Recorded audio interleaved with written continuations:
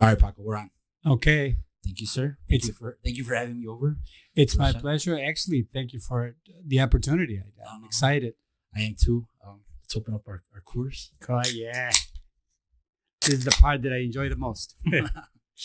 Salud, Salud. dinero y amor y tiempo para gozarlo. I like that one. Salud. Dice, porque salud sin dinero no hay nada. Dinero sin salud, menos. Y tienes que tener tiempo para gozarlo. That's true. No, yeah, definitely. We'll talk about that a little bit later because I want share your story about everything that you've been through lately. Absolutely, it's been a fun ride from the very beginning because I was born in Tampico, Tamaulipas, Mexico. Okay. I was born from two of the most wealthiest families in Tampico, Tamaulipas. Oh wow! And I grew up in the streets. Really? It's now October 21st, I turned 66 years old. So in another few weeks, I turned 66 years old. Uh-huh. Okay. When's your birthday? October 21st. Oh, 21st. So 67 years ago, my mother and my father had a relationship. I can prove it. Yeah. I haven't displayed the evidence. Right. Okay. So my father was the Colin Powell of the United States in Mexico. He was the highest decorated general in the Mexican army. His name was General Fernando Escobedo. He was decorated with 3 stars, highest decorated in Mexico. Right. When he retired from the military, he went into politics.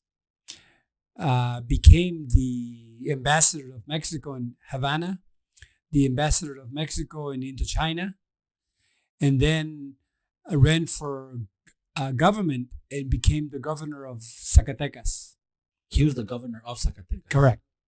Oh wow! So now, when my mother and my father met, they each were going through a divorce from their respective wife and husband. Mm-hmm. So, as I said, 66 years ago, a married woman, because she was going through a divorce, she wasn't divorced yet. Right. A married woman had a relationship with a married man because he was going through divorce, not divorced yet. Right. So 66 years ago, a married woman had a relationship with a married man. And in Mexico, not here. Okay. Yeah. In very wealthy families. Oh my God. How can you do that? So she was literally disowned and thrown in the streets. Oh, wow. My mother never told my father she was pregnant. Uh-huh. My father at that time was retiring from the military side and moved down to the government side. So my mother told him, okay, now that you retired from the military, go take your position. He was offered to be the I forgot what it's called, but in the government. Right. So go back to Zacatecas and take the position that you've been offered in politics, and we'll take it from there. So sure, my father moved to Zacatecas from Tampico. My father, after I met him, he told me he used to write to her almost daily, and my mother never wrote back. So he assumed that she never got divorced and continued and went back to her husband. That she moved on. Right. And she never told him she was pregnant. Oh. So my father never knew I existed. Right. Until we met for the first time on Father's Day of 1996. I was already 40-some odd years old. Wow. How did he find out? I approached him. So did you know about your father? I knew it from the very beginning. Oh yeah. My mother always told me, who my father was. Mm-hmm. The whole family in my side knew who my father was. Oh wow. So when my mother was announced she was pregnant, she was disowned and literally put on the streets. So my father being very wealthy, my mother being very wealthy, and then moved on to the streets. So that's how I grew up. When I came into this world, we were in the streets, and Where was your mom when she had you? we were in Tampico. In Tampico? Tampico, And she was homeless, Uh, or she was living not like she Right. like she was used Right. You know, it's funny how you use the word she was homeless. I grew up in the streets. I was a shoeshine boy, a bolero. How old were you? Growing up. Yeah. I mean, from 7, 8, 9, 10 years old. I was always a hustler. I never thought of us being poor Yeah. because I always had a meal. Even if we slept on a bench, I always had somewhere to rest. So I was never poor. Right. Right. Mentally, it never bothered me. It never, oh my God, you know? It's like there's people like you say there's a lot of people that say like they didn't know they were poor. They didn't know what poor was. They just thought everything was normal. That's how everybody it lives. was. Yeah. And then if you hustle a little bit, you come out with a couple of bucks, and then if you hustle a little bit more, you come up with a few more bucks. And I mean, literally, I believe it's entirely up to you. Right. Then, with only 3 years of school at the age of, I was at 14, 15 years old. So to go back, how long did you shine shoes for? A few years. Yeah. A few years. How were you when? So you guys 14, were still in Tampico? 15. Actually, no. My mother, we actually traveled throughout Mexico. My mother never stayed in one place for more than 2 or 3 months for whatever reason. Mm-hmm. And I never asked, and she's passed, or we'll never know. But we will be in a different city for a month or two and moved on and go somewhere else and moved on. And then Did your mom work? Or? She, you know, it's interesting how when you say, did your mom work? The answer is yes, because we had to support ourselves. Right. But she never worked for anybody. Right. She was in the restaurant business. Mm-hmm.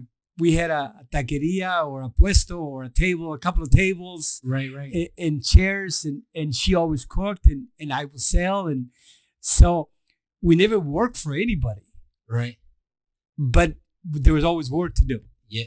So it was always you and your mom? Yes. That's really cool. Yeah. And my 3 brothers, they actually kind of went and stayed more closer to their father. Mm-hmm. And that was okay. I mean, you know, that was their choice, and they grew up with their dad. So that's how we ended up in Chicago, because my mother actually never got divorced from their dad, and which was her husband, to arrive in Chicago to find that he was already married and had another family. So we came to Chicago and we stayed here. Wait. So you guys came to meet him? She came here first. Oh, okay. And then she find out he right. married. Oh, wow. So she ended up staying, and then it took a few months, actually a little more than a few months, before I came. I stayed with my older brother Simon, mm-hmm.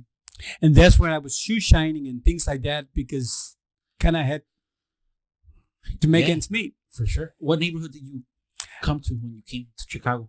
I arrived in Chicago. We lived on right on the corner of 24th and Kedzie. It was a grocery store then. Right on the corner of 24th and Kedzie. What was it? Predominantly a Latino neighborhood already? Or Oh, yeah, absolutely. It was more than predominantly. It was only Latino neighborhood for the most part. That was the was it Cuauhtemoc, or wasn't there the ballroom there? Was the ballroom there yet, or was it a bowling alley still? On Kedzie and 24th. Well, there was no bowling alley in Kedzie and 21st. Now you got me thinking. I'm sorry. That's okay. It's all right. But that's cool. So it was La Vita. Right. That's where I arrived. my mother worked for the people that owned the grocery store. She cleaned the house and stuff like that. And I arrived. It was, what was it? 53, 63, 13, 14 years old. And I had only have had 2 years of schooling in Mexico. Uh-huh. And then after I arrived in Chicago, not speaking the language, I sort of wanted to continue my education. Right. So I went to, at that time, I think that school still exists, called John Spray, which is a grammar school on 24th in California. I think there might be. I think it is. And then I applied. They had me test to see what grade I would go into. And the girl says to me, "Are you sure it was grammar school, not high school? Because you're overly qualified for the testing." It's like, no, I mean, I only had 2 years of schooling. So in my mind, it was only second grade, third grade that I would go into. And she said, no, go across the street with your age, go across the street and you may qualify to go into high school. It's like, seriously? Do you speak English or did they have Spanish already? It was broken half and half. Yeah. So I tested for high school, and sure enough, I started high school. Oh, wow. And I was only in school for less than 6 months because I actually enjoyed school. So I paid attention and I listened and I asked a lot of questions. Right. And that's what got me in trouble, because I would ask and ask and ask until the teacher said to me one day, "Excuse me, are you really that stupid that you have to ask that many times?" So I got up and walked out, never came back.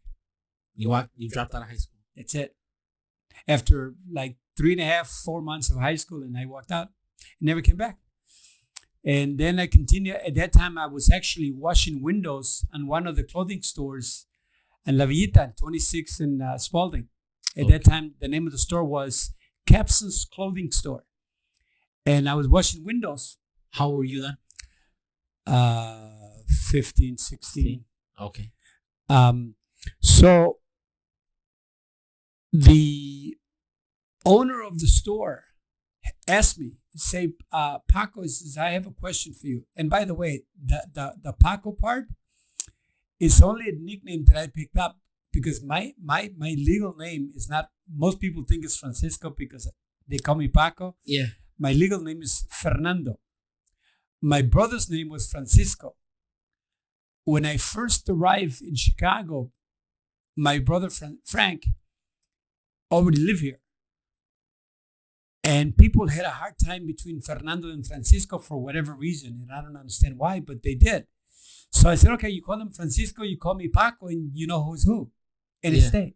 Oh, wow. That's how I picked up Paco. So it's a nickname. Right. And so the owner of the store asked me, he said, "Listen, Paco," he says, "we're having a sidewalk sale. I would like you to work the sidewalk sale." I says, "No. I'm not a salesman. I don't want nothing to do with sales." And he says, no, you misunderstanding me. I don't want you to sell anything. All I want you to do is keep an eye on the merchandise. I said, cool. I mean, if that's all I'm going to do for the weekend. Was the owner Hispanic? Or No. Marshall Capsons was the guy's name. He's a white dude. Uh-huh. And his brother who ran the store was also white. Yeah. And then the salespeople were Hispanics. Oh, okay. So I said, okay, if you just want me to watch the sidewalk sale, this is no big deal. So it was Friday, Saturday, and Sunday. Okay. Now comes Monday morning. He says to me, "I want to talk to you in my office." That just gave me almost a heart attack. Because I thought for sure I'm fired. I don't know what I did, but for sure, I mean, the way he said it, I mean, literally, I want to talk to you in my office. It's like, holy shucks. Okay. I mean, if it's over, it's over. There's nothing I can do, right? Right. So I come into his office and he says to me, he says, literally in this tone, I remember as if it was yesterday. Do you realize what you did? And I'm like, holy shit. No, I mean, I'm sorry. I have no, what do you mean? No, seriously. You don't realize what you did? No. Do you realize that you sold more than all the sales people put together? I go, no. Wait a minute. You got it wrong, buddy. And right there, just stop. I didn't sell a freaking thing. There's no way possible that you can blame me for selling anything. There's absolutely not. And you still thought he was mad at you? He says to me, he says, you know what? I think we're going about it the wrong way. He says, I'm not yelling at you. I'm not mad at you.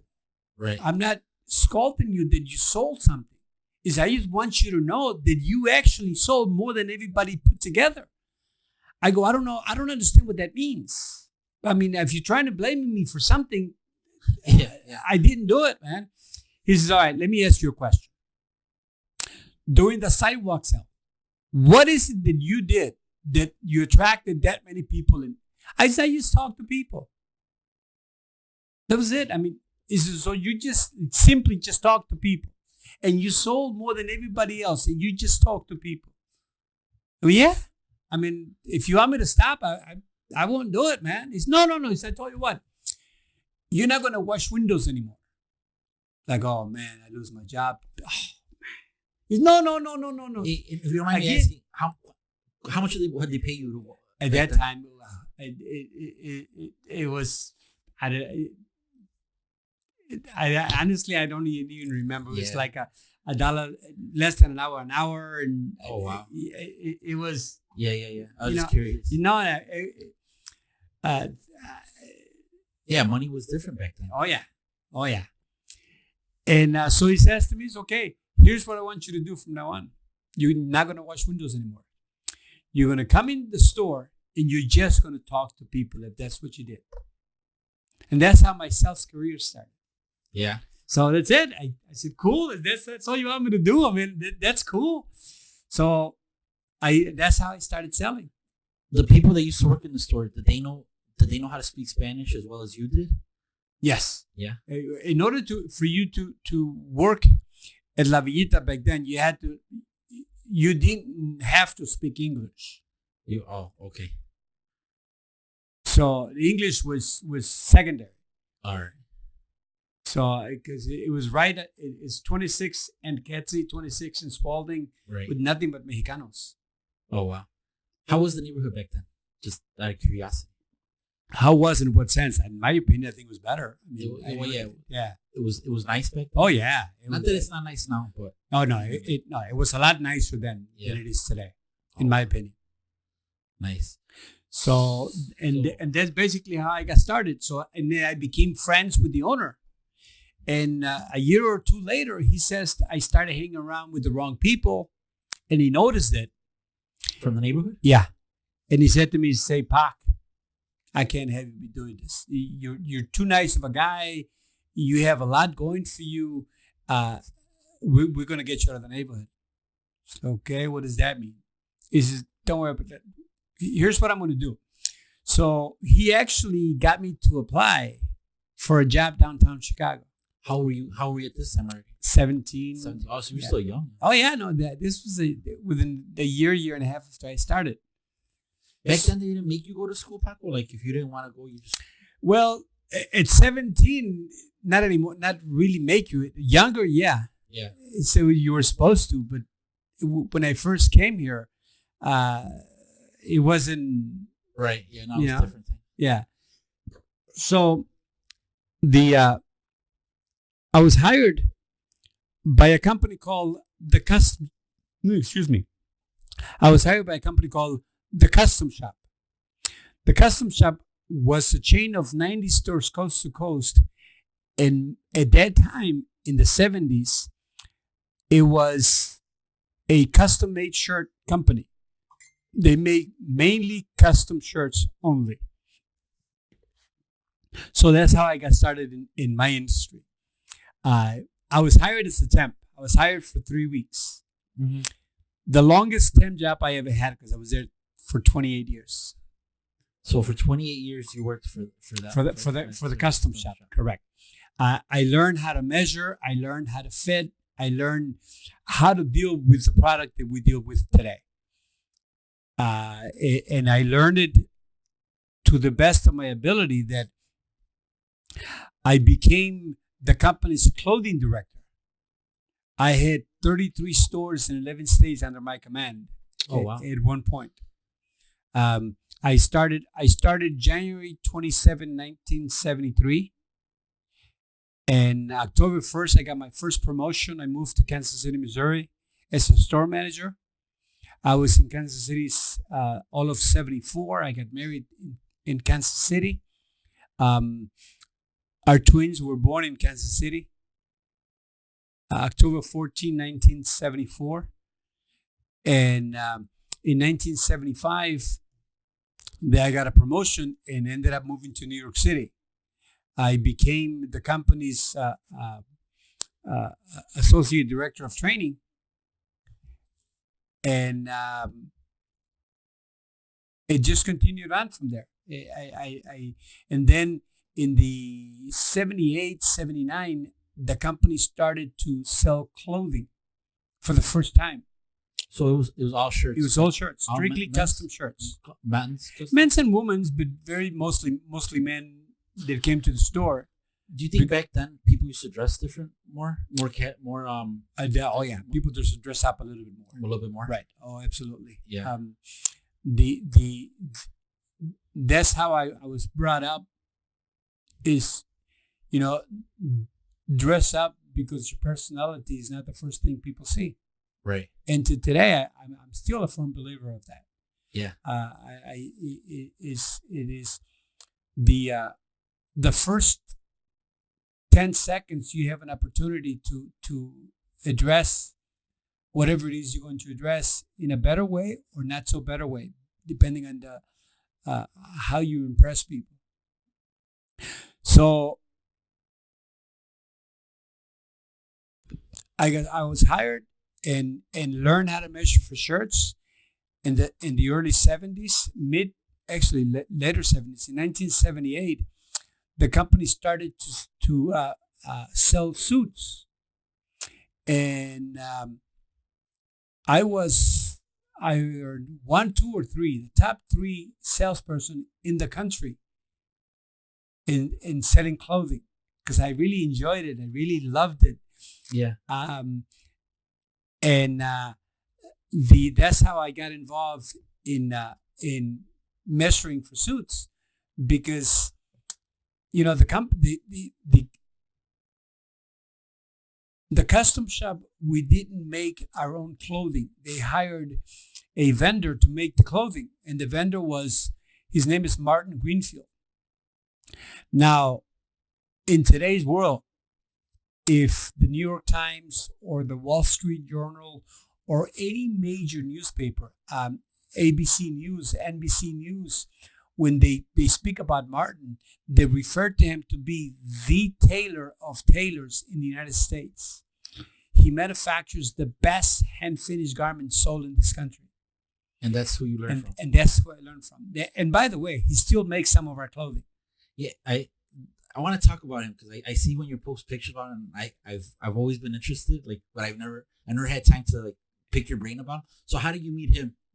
Through the custom shop. Through the custom shop? We were selling suits, and Martin got involved, and Martin was making the suits. So Martin was, hey, who's selling all this clothing that is not in New York? Because to them, New York was it.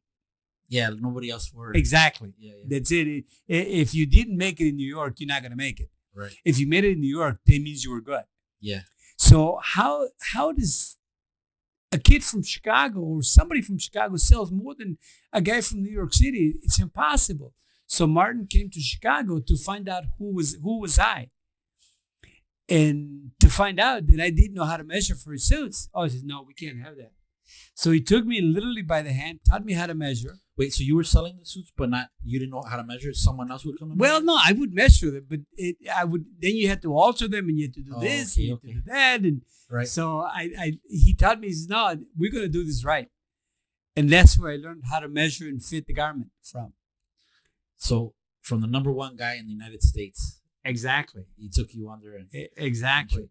And I'm honored because in today's, he does some of our clothing, and the relationship that I have with him and his family is phenomenal. I mean, he was my stepdad, for all practical purposes. I was his stepson. Yeah.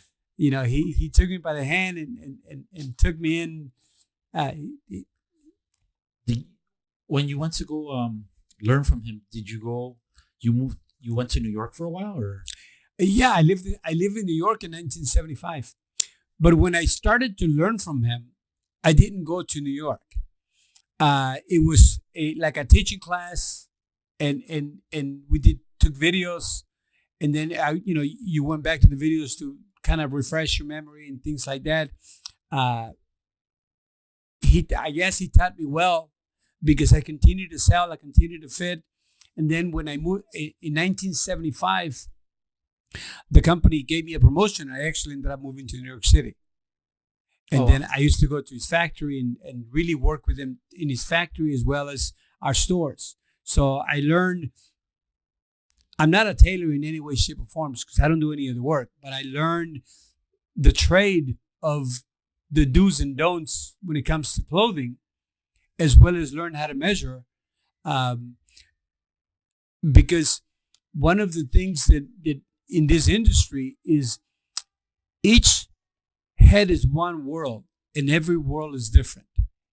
Each individual has their own idea as to what they call perfect. Right. And there's no two perfects alike. Right. Yeah. Style is style and everybody has their own. So I think that's a big misconception.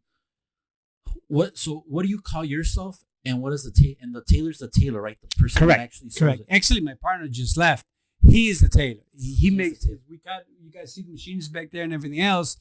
He from here that way. That's him. That's nothing to do with me. Yeah. And then from here this way, he doesn't get involved because he says, "You go do the blah blah stuff. I don't do blah blah. Leave me alone." How many years does he have of experience? Well, he's been a tailor all his life since a kid. Oh, wow. He was taught by his father to grab the thimble and to grab a needle. Yeah. From a kid. Yeah. And that's all he's done all his life. The knowledge that this man has is beyond words. I'm more than blessed, and that's partially why I've been successful in my business, because with the help of Martin to teach me how to get started, and how I got started is an interesting story as well, thanks to Martin. Also, let's go back to Martin. Like, you are always gonna go right. Well, conversations. I was hired by the custom shop in 1973 as a temp for 3 weeks. Right. The longest 3 weeks of my life. I was there 28 years. Right. During these 28 years, I learned how to measure, fit, and deliver the garment. Right. In 1976, the company was sold, the custom shop was sold to a group of investors that knew nothing about the clothing industry. So they quickly realized that. So they milked it as much as they could and sold it again in 1978. They sold it to a group that knew less than they did. So now, Houston, we got a problem. Right. Because people on top have no clue what this business is about. Yeah. Trying to tell us how to do business. Mm-hmm. And that's how businesses go out of business. Right. Because you get people involved that have no clue just because they have money. Correct. So in 1978, the company was sold to for the second time to a group of investors. And I said, nope, I don't like where this is going. So there was a gentleman by the name of Michael Smith, who's interesting because Michael Smith now owns the custom shop today.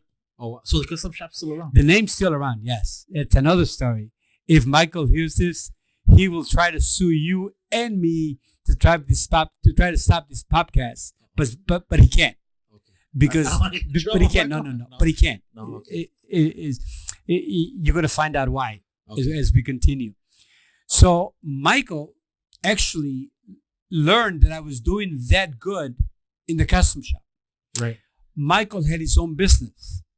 So Michael actually made me an offer. Okay. And that's the reason why I left the custom shop. I didn't leave the custom shop to go on my own. I left because I was offered a job by somebody else. So I took the offer. I resigned at the custom shop. I gave him resignation in August of 1999. And it was strangely enough, they went belly up in 2001. The custom shop literally went out of business, bankrupt. And Michael Smith bought the rights to the name Custom Shop in 2001. So when Michael came to me and made me an offer, I resigned from the custom shop and went to try to go to work for Michael. So today is Friday. I call Michael, say, Mike, I am a diver. So I'm going to go diving for a week. I know I'm supposed to start with you on Monday. I'm not going to start this Monday. I'm going to start the following Monday because I'm going to go diving for a week. Well, Michael decided to try to negotiate our original deal. I'm like, excuse me? It's on the phone.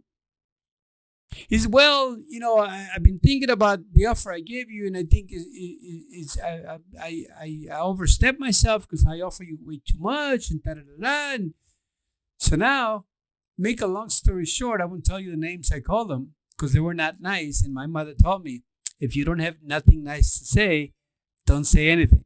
So I can't tell you what I said to him because it was not nice. Uh-huh. So now, I'm unemployed. Yeah. Because I had already resigned from the custom shop. I'm supposed to start with Michael on Monday. And I just told him to go where he came from. Right. So now, what do? I have no idea. So I called Martin. I said, Martin, here's what happened. So I told him the whole story. He says, what were you going to do for Michael? I said, honestly, I have no idea. He says, you know what? I'm going to send you some books.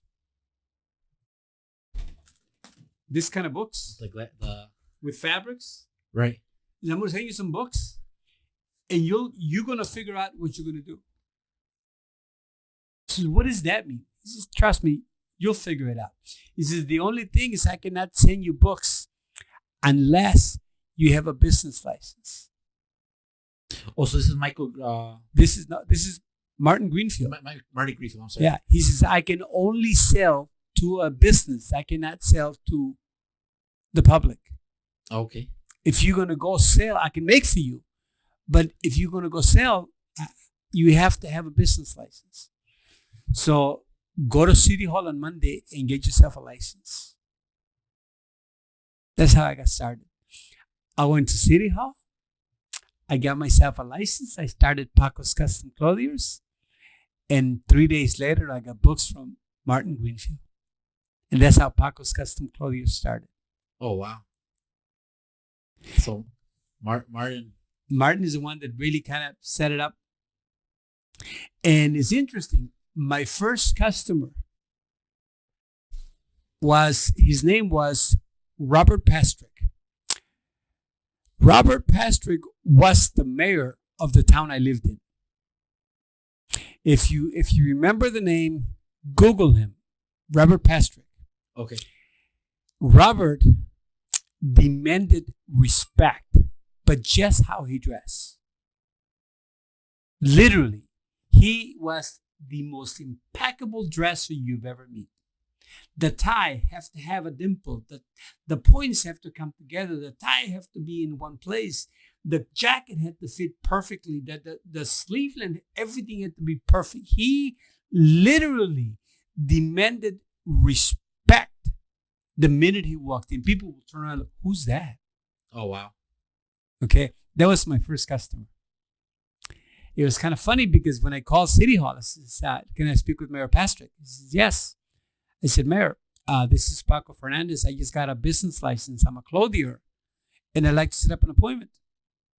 He said, and you live where? I said, I live in Chicago, Indiana. He says, you're a resident of East Chicago. I'm the mayor of East Chicago. My doors are always open. You want to make an appointment? Come down and see me. That was my first customer. Who used to dress them before you? He bought mainly ready-made clothing. Off the rack. Off the rack. So I come in. This is a funny, interesting story because I come into his office. Now I am measuring my first customer, Robert Pastrick. Well, by this time you knew how to measure, right? Oh, yeah. No. I already knew how to measure. Yeah. I had already been in the business for 28 years. Okay, yeah. Remember, I was at the custom shop. Right. Now I'm on my own. Right. All of this stuff is secondary. I know the product. I know the fabrics. I even know who's going to make it because Martin is the one who's making it. Right. So yeah. The only thing that was different was the company name. I'm doing everything I did for the custom shop for 28 years. Okay, but it's now it's under my label. So the mayor says to me, hey, Pac, do you mind if we do a press release? I said, sure. Of course. Now, 2 minutes later, I started to sweat like crazy. Yeah. Okay. He says to me, hey, Pac, are you okay? I go, yeah, why? He says, you look like you're sweating, you're nervous. I said, Mayor, I'm going to be honest with you. You asked me a question, and I said yes, and I have no idea what I said yes to. Yeah. He said, what do you mean? I said, yeah, you asked me if it was okay to do a press release, and I said yes. And I have no idea what a press release is. He says to me, really? You have no idea what a press release is? I said, no. It's okay, hold on a second. Hey, Kathy, come here. Get so-and-so from the Times and get so-and-so from the Post. Get them in here now. The 2 photographers came in. 2 reporters came in and they called the photographers. And now they're taking like 300 pictures. And talking to me and listening to what I'm doing and watching all this good stuff. So now I'm excited. And you know me. Yeah. You get me, don't get me going, because baby. Yeah. So Sunday, front page of the business section. Local clothier addresses the mayor. My phone did not stop ringing for like 2.5, 3 months. Oh, wow. That's how powerful the man was. And that's how my business got started. And he was a really good dresser, so everybody's like assumed that it was me who did it. They're like, this guy is the guy that makes him look. You got it.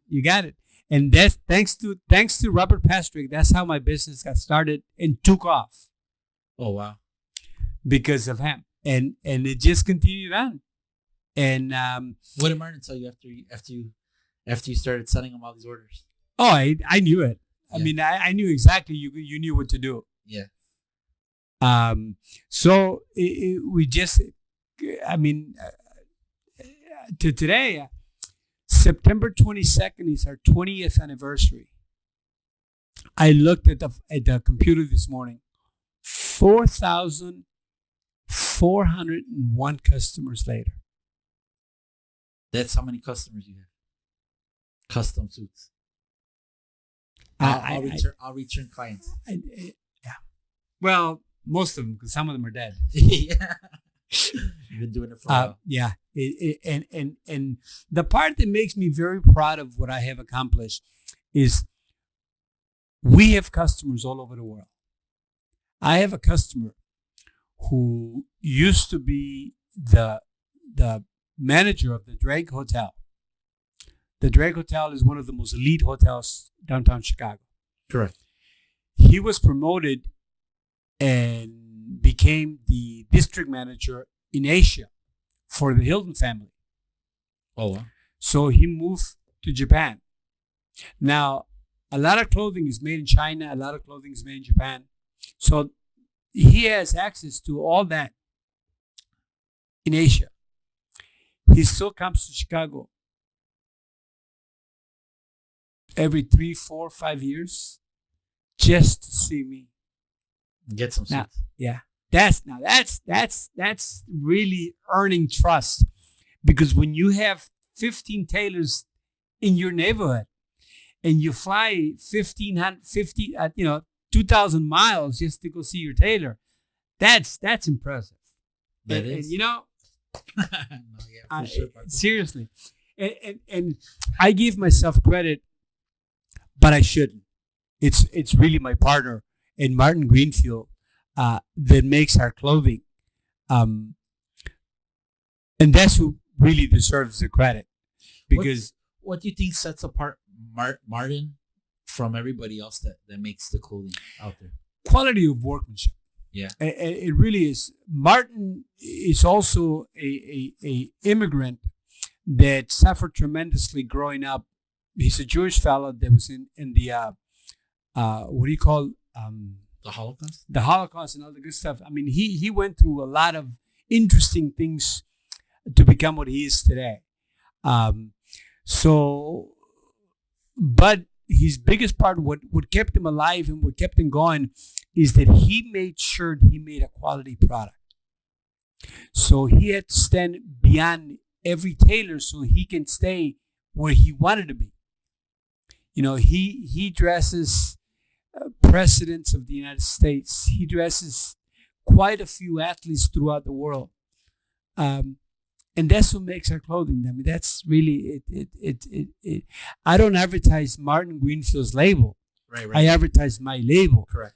But if you really want to know, why is the suit $2,500? It's because It's smart. because it's very well made.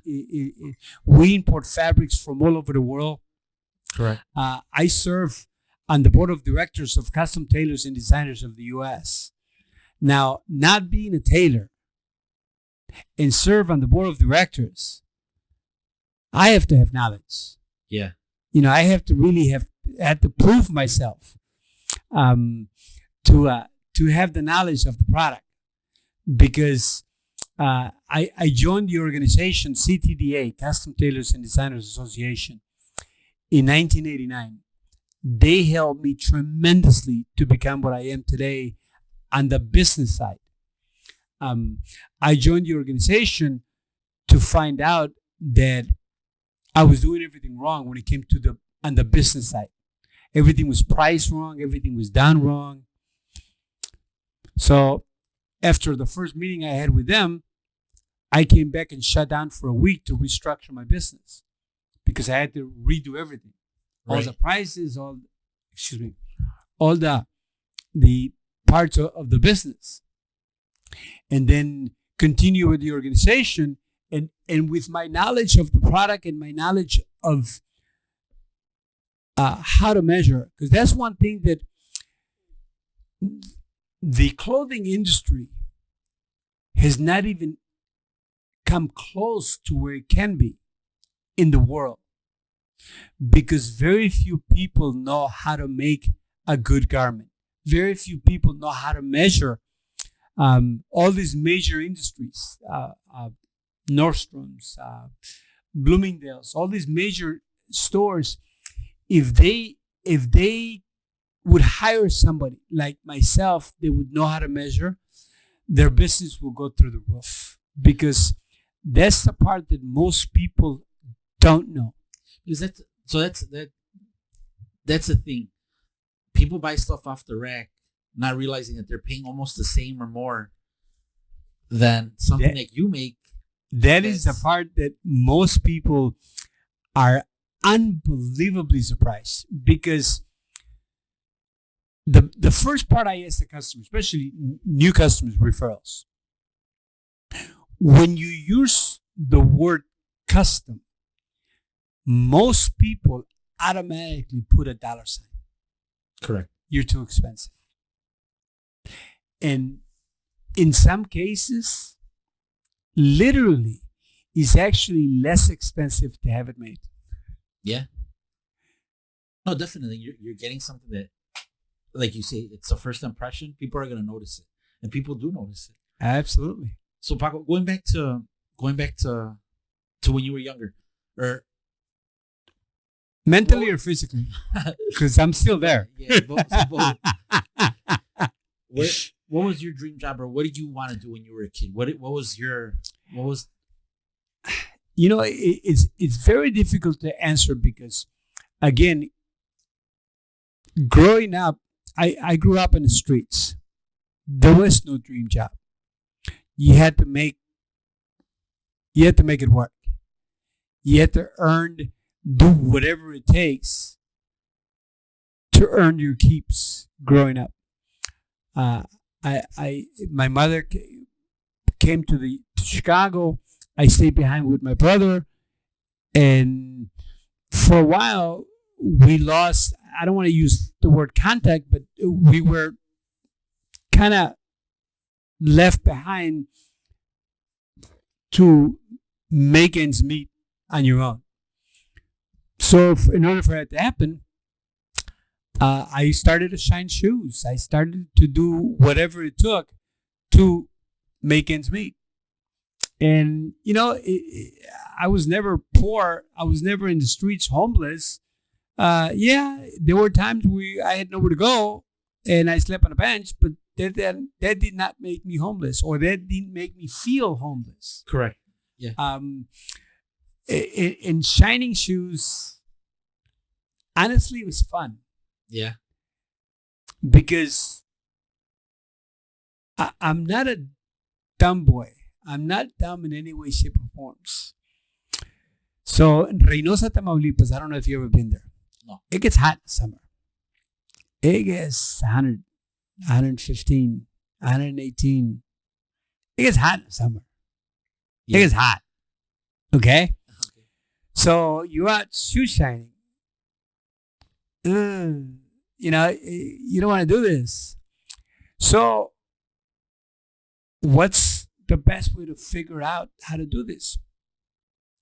So what I did is I used to go to bars and go talk to the girls, especially the pretty girls, because the pretty girls most of the time end up with most of the men. Right. So me shining shoes, I would tell the girls, hey, listen, anybody that says on your table, it's going to get a shoe shine. I'll charge him $5. I'll give you 2 and I'll keep 3. So sure enough, I didn't have to be in the streets during the day, during the hot weather. I would go and, you know, have fun with my friends and play. And come 6, 7 o'clock in the evening, I would go to the bars and I would come up to the table and I asked the guy, hey, you want a shoe shine? The guy said, no, go away. And the girl goes, no. You're getting a shoe shine, buddy. Here, shine your shoes. Yeah. So I had customers for sure. Because the girls knew they were going to get $2 per customer. Yeah. So not only did they make money for the guy sitting with him, they made money with me as well. So that's how I did it. And so hustler from day one. From the very beginning, brother. From the very beginning. It's, you know, so I enjoyed it. And I made it fun and it was never hard. So I always ask everybody, but I think your answer is going to be totally different than theirs. What would Paco today tell young Paco back then? What advice would he give? What advice would I give?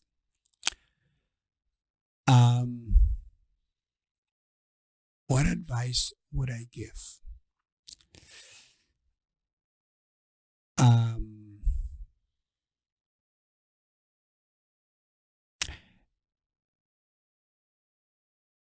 It doesn't matter what it is you want to do. Just make sure it's something you do what it is you want to do. In other words, find something you want to do. I don't care what it is. I have a customer that cleans offices.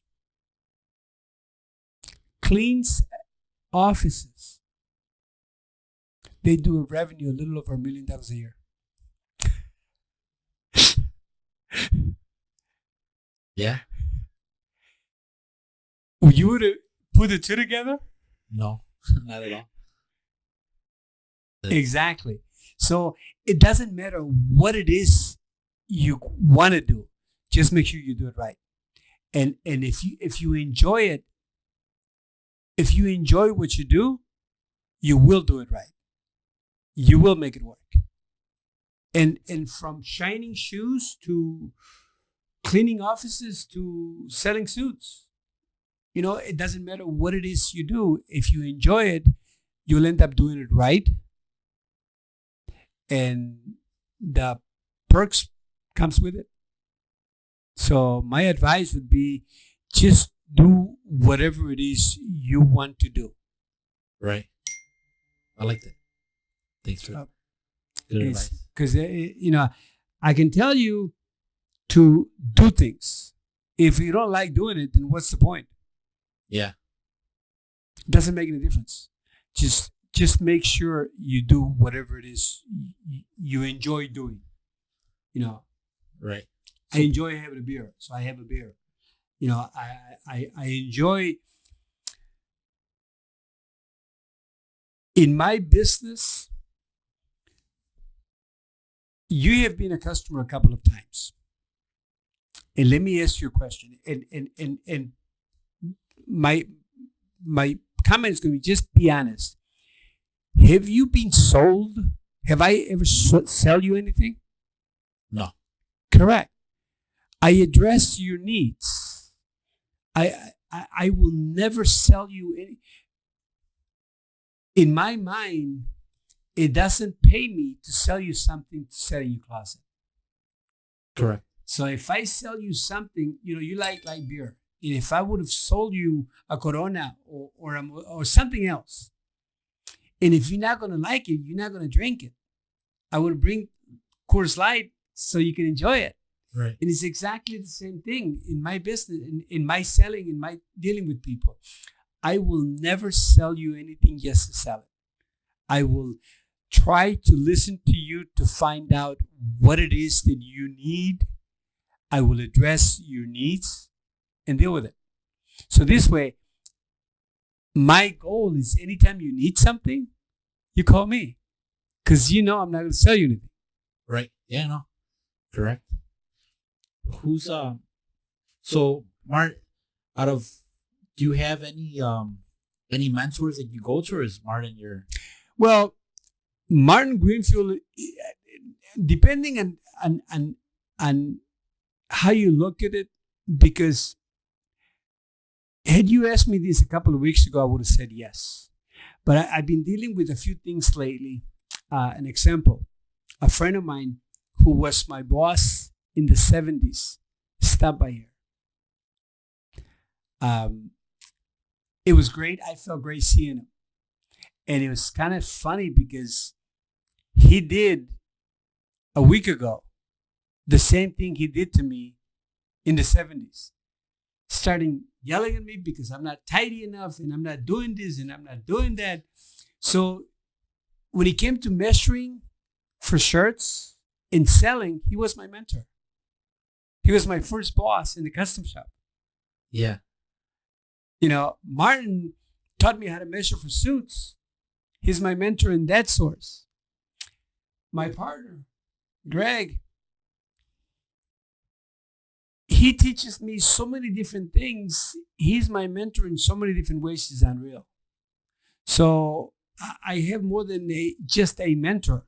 I have a few mentors to teach me, because one of the things Martin said to me that I will never forget, he said to me point blank and looked at me straight in the eye and said, Paco, the day you stop learning, get the heck out of this business.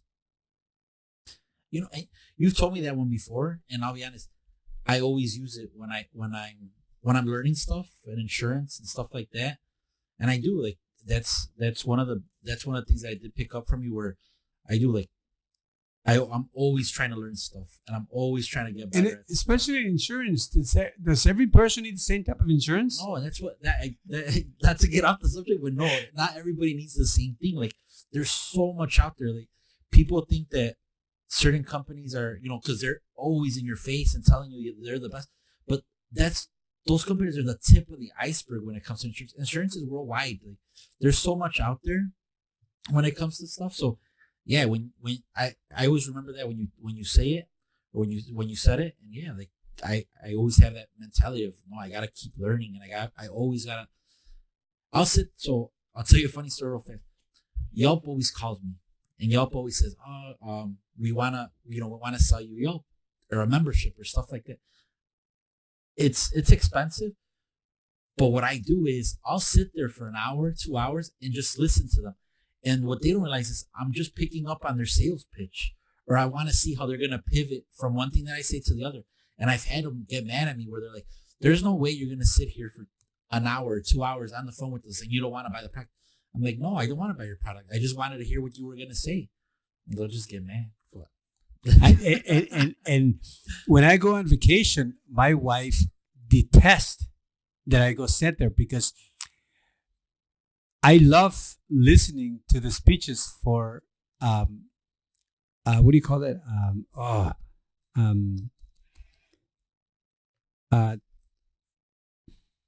Timeshare. And these people are vicious when it comes to selling, because they have every and they have an answer for everything. The scripts they have, it's science. It's a totally different. Exactly. Yeah. And that's exactly, as I tell people, for a kid that came from a different country, arrived here in Chicago at a very early age, not speaking the language. And I know some people will say, and you're still learning, God dog it. With less than 3 years of schooling, what I have accomplished, I'm pretty proud, because I shouldn't really know how to read and write or add or duplicate or translate, because I don't have the schooling. And my mind works in such interesting ways that I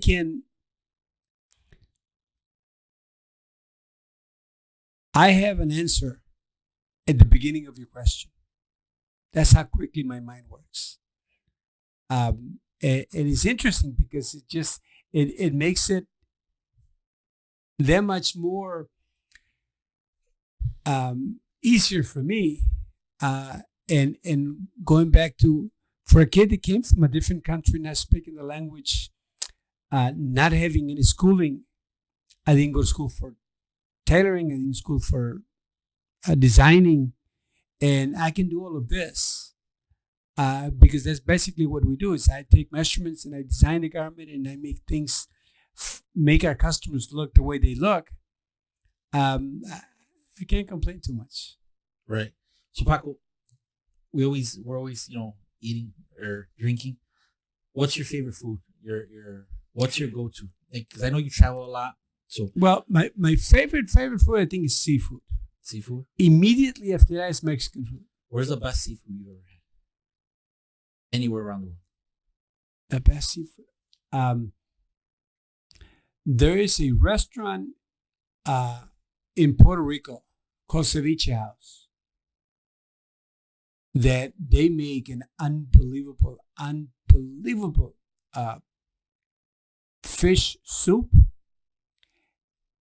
and there is a restaurant in Puerto Vallarta that I've had the best red snapper, and you will never believe where I had the best ceviche. Ceviche is, I don't know if you know what it is. Is raw seafood cooked with lemon. Correct. In Phoenix, Arizona. In Phoenix, Arizona? A place not on the water. Yeah.